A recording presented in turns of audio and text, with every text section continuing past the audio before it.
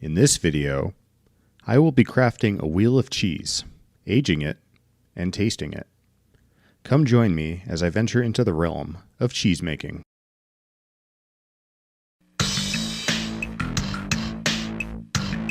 Greensandmachines.com.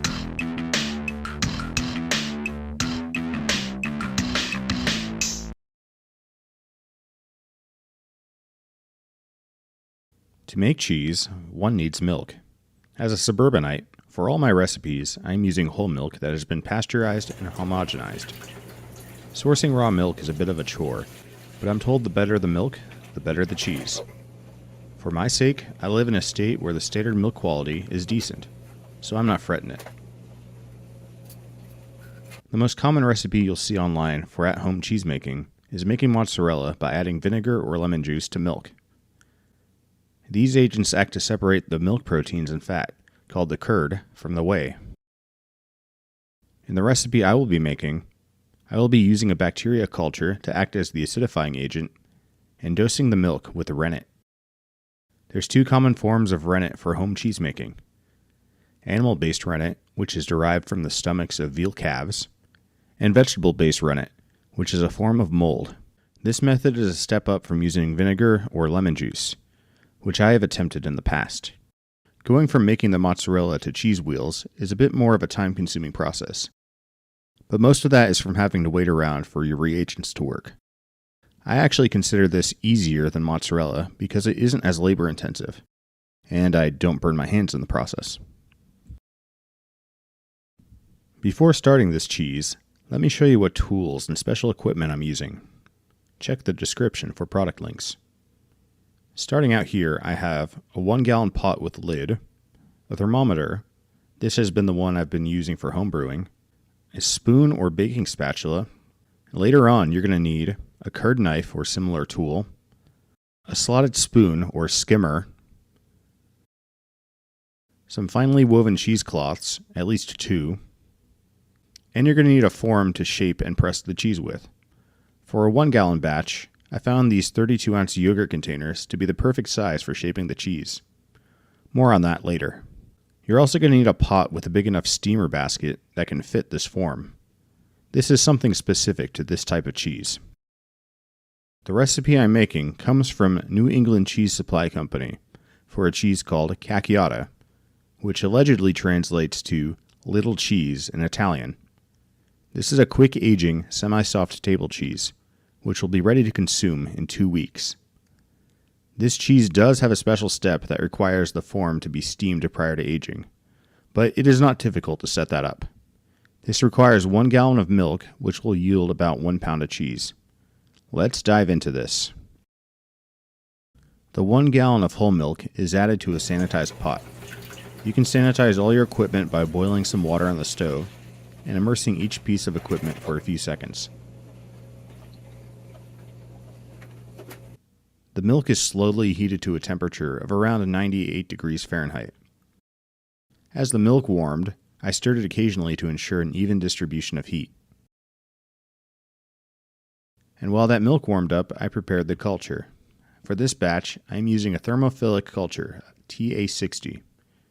There's another way to culture this style of cheese without buying a bacteria culture, and that would be to use yogurt. I will be attempting this method in a future batch. The culture is stirred in after allowing it to rehydrate on the surface of the milk for a few minutes. Then it is allowed to sit for an hour.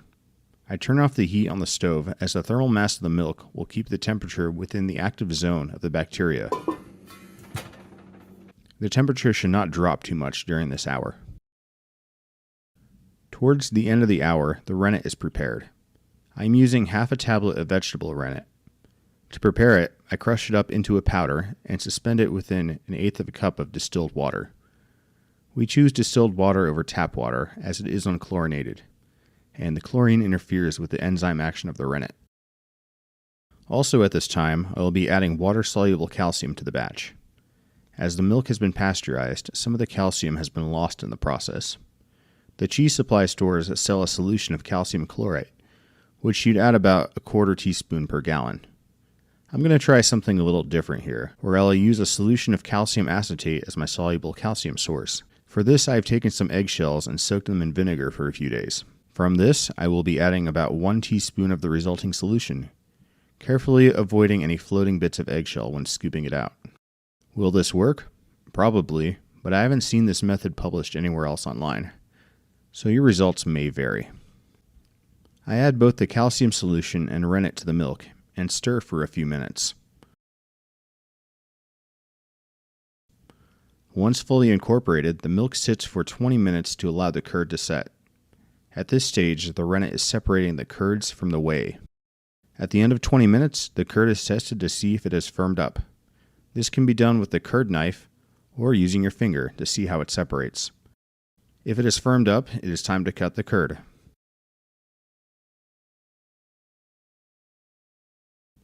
I cut the curd with the knife vertically, wait about 5 minutes, then cut horizontally, and wait another 5 minutes before starting to stir. Oh, you can tell it's thick. The target size of this cut is about 3/4 inch cubes. They'll shrink more as you begin to stir.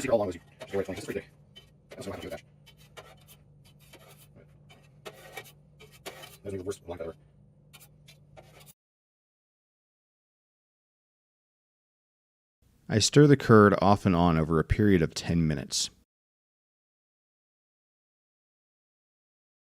During this 10 minutes, I slowly add heat to bring the temperature of the curd to 102 degrees Fahrenheit. Once at 102 degrees Fahrenheit, the mixture is stirred for an additional 15 minutes. The way to tell the stir is complete is to grab a bit of curd. It should feel a little firm with some bounce back, rather than immediately disintegrating upon applying pressure. Once the stir is complete, it is time to start loading the curd into the form. The curd is allowed to settle in the pot. Then I use a ladle to begin removing whey. I pour this through a cheesecloth to capture any curd that ended up in my ladle. For my form, I'm using 2 32-ounce yogurt containers. I use one for forming and draining the cheese, while the other works as a follower to press it. I set this up by using a push pin to poke a bunch of holes in the form to allow for the whey to drain out.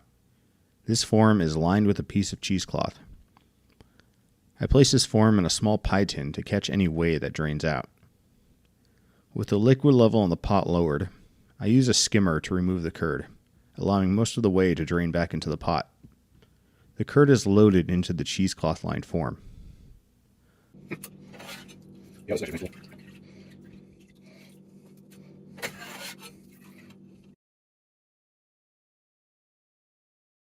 Once the form is full or you're out of curd in the pot, I drain any excess whey from the pie tin and fold the cloth over the top of the curd.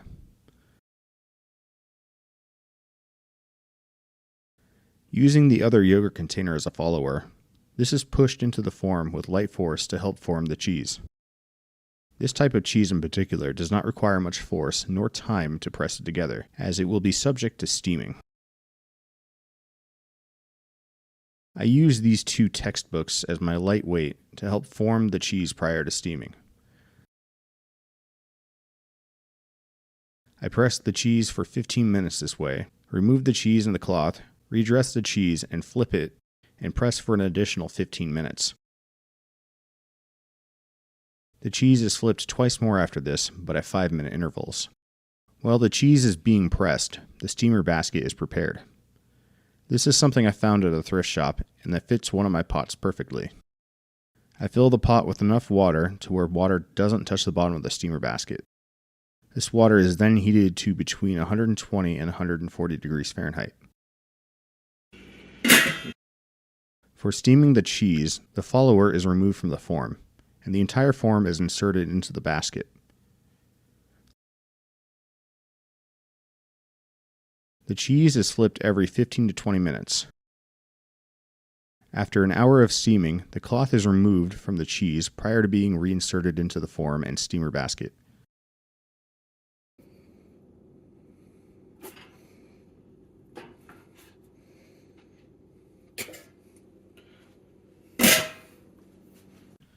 The total steaming time is 90 minutes.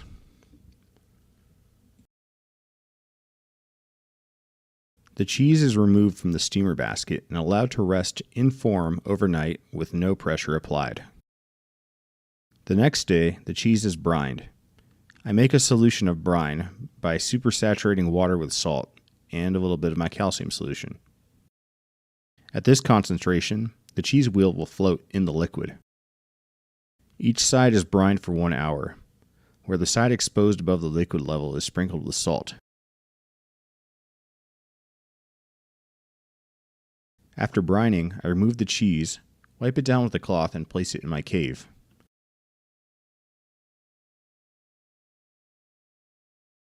At this time of year, my house sits at around 60 degrees Fahrenheit.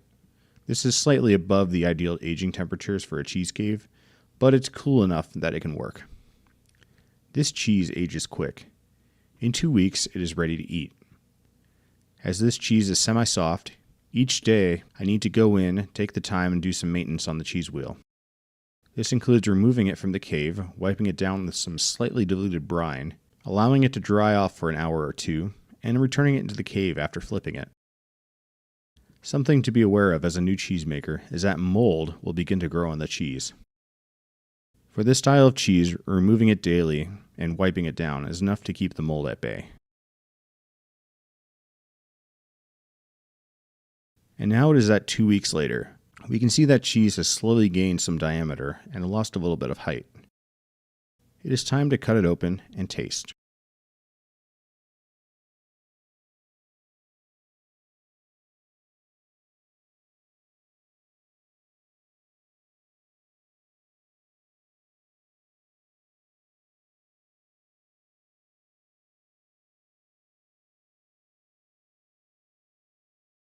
And that's how easy it is to make your own wheel of aged cheese.